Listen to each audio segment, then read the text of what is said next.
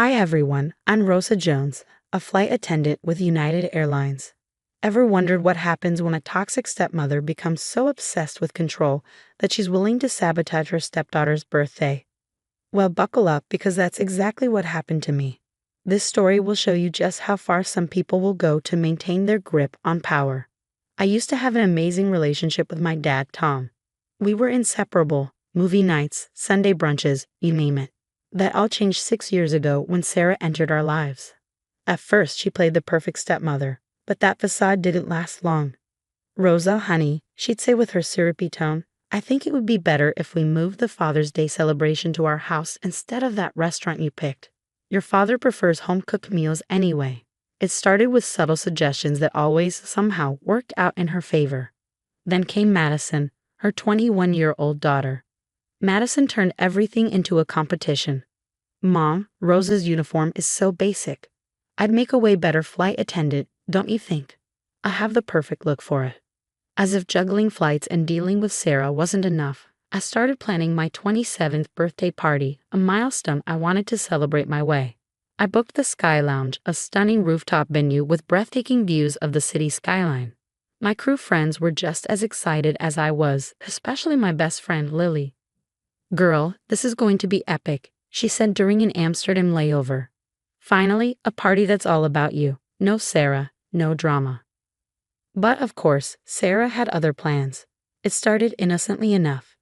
Sweetie, don't you think a sky lounge is a bit much? What about having it in our backyard?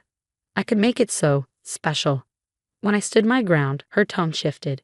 Your father and I think your guest list is too exclusive. What about inviting Madison's friends? They'd love to celebrate with you. One morning, while I was getting coffee, I overheard Sarah whispering to Madison. Don't worry, sweetie. We'll make sure your friends get invited. Rosa needs to learn she's not the only one who deserves attention in this family. That was the tipping point. Every time I mentioned the party, Sarah's gaze darkened as if she were plotting something. She even started calling my vendors behind my back to confirm details I hadn't approved. My dad, ever the peacekeeper, tried to mediate. Honey, Sarah just wants to help. Maybe let her handle some of the planning. But I knew better. This wasn't about help. It was about control, just like every other family event in the past 6 years. My high school graduation. She changed the restaurant at the last minute. My first job celebration. It turned into a joint party with Madison's college acceptance. The final blow came during a flight over the Atlantic. I received a call from Sarah, her voice dripping with that sickly sweet venom I knew too well. Listen carefully, Rosa. This little party of yours? It's going to be Madison's special night too. Either she's the guest of honor, or there won't be a party at all. I ducked into the galley, gripping my phone tightly. You can't be serious. Oh, but I am. Your father's credit card holds that venue reservation. It'd be a shame if the booking disappeared. My heart raced as she continued. And let's not forget Madison's anxiety. You wouldn't want everyone to think you're excluding your fragile stepsister, would you? How cruel of you. I wanted to scream. Madison's anxiety only ever appeared when she didn't get her way. But Sarah wasn't finished. By the way, what would your airline think if they received reports about your inappropriate behavior with male passengers, or those photos of you at that club last weekend? A little editing could tell quite a different story to your boss, to your father. I barely held it together as I served drinks, Sarah's threats replaying in my mind. When I landed in London, my cousin Kim called. Rosa, you need to know something. Sarah's already contacted the venue. She told them she's your stepmother and that she needs to make urgent changes to the reservation. What? How do you know? I work at the travel agency that books events for the Sky Lounge. This isn't the first time she's done something like this. Remember Amy's wedding last year? The guest list mysteriously shrank because Sarah threatened to expose Amy's old DUI if she didn't let Madison be the maid of honor. Then my Aunt Kate called. The warning came from Aunt Kate, her voice heavy with concern. Next, honey, be careful. When Sarah was married to my brother, before your dad, she pulled the same stunts. She blackmailed my daughter Beth during her sweet 16, threatening to tell her college about a cheating incident that never even happened. I paced my hotel room, my mind racing when my phone pinged. It was a message in the family group chat. Madison, can't wait for our big party. Already told all my friends about our joint celebration. Another message followed. Sarah, isn't it wonderful? The girls sharing their special day. Then came the final blow, an email from the venue confirming changes to the reservation. The guest of honor was now listed as Madison Williams. I sank onto the bed, tears stinging my eyes. But my phone buzzed again. Sarah, just checking if you've reconsidered my suggestions for our party. I'd hate for anything unfortunate to happen. Little did she know, her reign of terror was about to end. This time, I had a plan. I sent Sarah the text she'd been waiting for. You win. You and Madison can plan whatever you want. Within hours, they had taken over everything, just as I'd expected. Madison simply must make the welcome speech. Sarah gushed to the event planner while I pretended to scroll on my phone. My best friend, Lily, posing as an assistant, quietly recorded every detail with her phone. And we'll need to change the color scheme, Madison added smugly. Rosa's choices are flight attendant basic. Sarah's smirk made my blood boil, but I kept my cool. Every word, every manipulative move was being recorded. Later that week, Madison slipped up big time. I was around the corner at my dad's house when she called her friend. It's going to be epic. Mom's planned this whole speech about how I'm following my dreams while Rosa's just a glorified waitress in the sky. We're even going to play this embarrassing video from her first flight training. She'll never recover. I trembled, not with fear, but anticipation. My phone recorder caught every venomous word. The next day, my dad was in his home office when Sarah and Madison strategized in the kitchen. Thanks to the small mic I'd hidden in the fruit bowl, we captured it all. Remember, sweetie, Sarah said, when you make your speech, emphasize how Rose is never there for family events because of her career. Make her look selfish. What about the slideshow? Madison asked. I've edited those photos from her layover in Miami. No one will believe Little Miss Perfect after they see these. What they didn't know was that my dad had quietly come downstairs for coffee. He stood in the doorway, listening as 6 years of lies unraveled. But the real bombshell came when my cousin Amy paid Sarah a visit, wearing a wire I'd given her. Remember how you handled my stepdaughter Caitlin's graduation? Amy prompted. Of course, Sarah bragged. I used the same technique with Rosa. Threats, manipulation, a little creative photo editing. These stepdaughters need to learn their place, and if they don't, they lose everything, Sarah sneered. Their reputation, their career, their family. I've done it before, and I'll do it again. I'm in charge of this family. Every word was crystal clear on the recording. The day of the party, my phone buzzed with one last message from Sarah. Final run through tomorrow. Don't be late to your own humiliation, sweetie.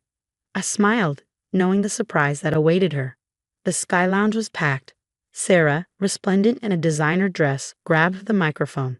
The chandeliers sparkled as Madison stood beside her, both wearing identical smug smiles. Everyone, Sarah began, her voice dripping with false sincerity. I want to thank you for coming to celebrate our girls. As you know, Madison has been struggling with anxiety, missing her beloved stepsister while Rose has been away. Across the room, I caught my dad's eye and gave a slight nod. Lily, stationed at the sound booth, pressed play. Sarah's voice filled the venue, cold and menacing. Either Madison's the guest of honor, or there won't be a party at all. Your father's credit card holds that venue reservation. It'd be a shame if it got canceled. Gasps rippled through the crowd as Sarah froze, her champagne glass slipping from her fingers. Before she could recover, the recordings continued. Her threats, her schemes, and her admission to sabotaging other stepdaughters' lives. These stepdaughters need to learn their place, Sarah's voice echoed. I've done it before, and I'll do it again. The color drained from Sarah's face as her conversation with Amy played next, detailing every calculated move she had made to destroy others. Stepdaughters' lives. Sarah's voice faltered, but my dad's cut through the silence like a blade. Is this why Caitlin never visits her father anymore? Is this what you've been doing to my daughter? Tom, I can explain, Sarah stammered, panic spreading across her face. Explain what? How you threatened to destroy Rosa's career? How you've manipulated this family for years? The crowd murmured, their whispers like waves crashing against Sarah's crumbling facade. One by one, the truth spilled out. Madison's fake anxiety attacks, the doctored photos, the sabotaged family events. Dad, she's lying. Madison shrieked, her voice sharp with desperation. She's just jealous. That's enough. Dad's voice thundered. I heard you both in the kitchen. I heard everything. Sarah made one last desperate attempt. I did it for our family. These ungrateful stepdaughters needed to be put in their place.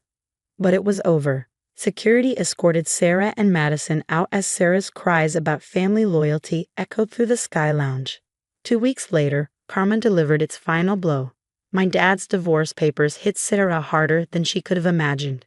Last I heard, her country club revoked her membership after learning about her pattern of harassment. Madison, it turns out, had lied about finishing college and was now working retail. As for me, I just made senior flight attendant on international routes. Right now, I'm watching the sunset from my Paris hotel room, planning my next birthday party. My phone buzzes, a notification about Sarah's 15th blocked number trying to reach me. Maybe she wants to apologize or explain. Delete. Block. Au revoir, Sarah. Sometimes the best revenge isn't about getting even. It's about breaking free and soaring higher than your abusers ever thought possible. They tried to clip my wings, but instead, they taught me how to fly above their storms. The real gift? I'm finally free to write my own story, and this one has a much better ending. Have you ever had to choose between exposing someone's toxic behavior and keeping the peace in your family? What would you have done in my situation? Played along with Sarah's manipulation to maintain family harmony, or exposed her true nature, knowing it could tear the family apart? I know firsthand how painful these decisions can be. My story might be over, but so many people are still trapped in similar situations, silently suffering under the control of toxic family members. Share your thoughts in the comments below. Have you ever dealt with a manipulative family member? How did you handle it? Your experience could help someone else find the strength to stand up for themselves. If you want to hear more stories about overcoming toxic relationships and finding your power, hit that subscribe button and join our community. Each story here is about rising above the darkness and discovering your strength. Let's support each other through these challenging journeys, because sometimes the family we choose is stronger than the family we're born into.